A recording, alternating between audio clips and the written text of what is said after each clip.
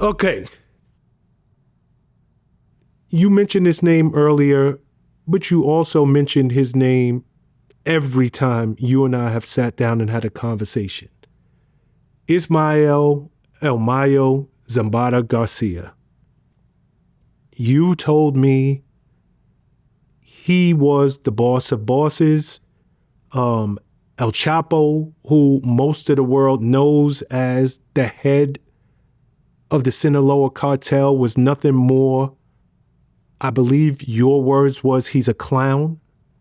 But this guy was a real boss. Now, he's been arrested, and he actually just pled guilty to drug-related charges.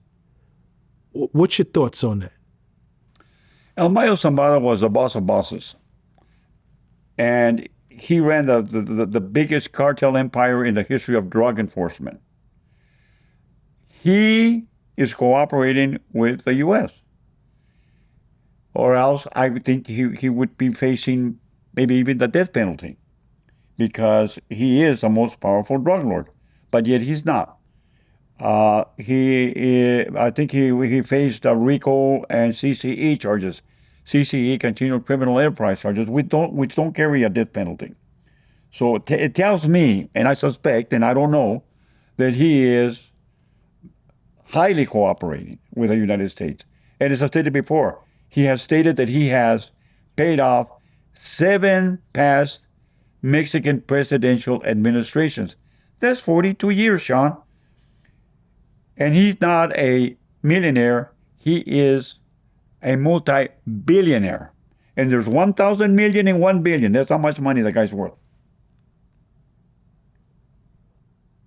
Whoa.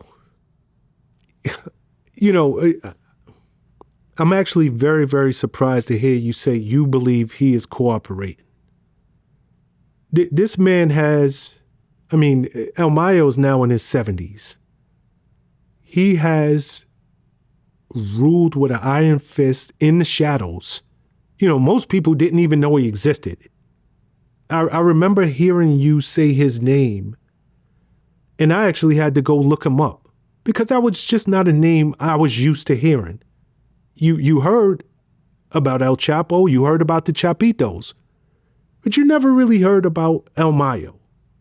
And if you did hear it, it was in passing. Even in the Netflix series Narcos, he had a very, very very small part. They mentioned him, but didn't really mention him.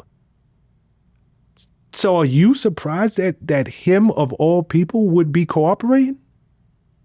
No, not at all. Because all humans want to live. And he could have been charged, basically sentenced to death. He's in his 70s, as you stated. He's very sick suffers from diabetes.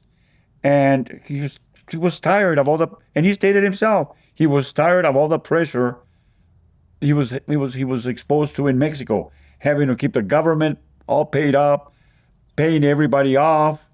And not only that, remember, he just wasn't distributing drugs to the U.S. All of Europe, he inundated all of Europe, Russia.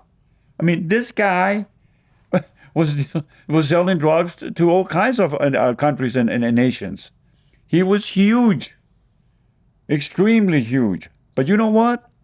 You only have one life. You can only spend so much.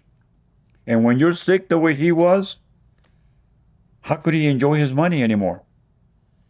So he's here, and he doesn't want to die. So makes sense. He'll cooperate, and he's cooperating. And I suspect that the administration of Bam Bondi is going to go after some of these past presidents and charge them with basically drug charges on them.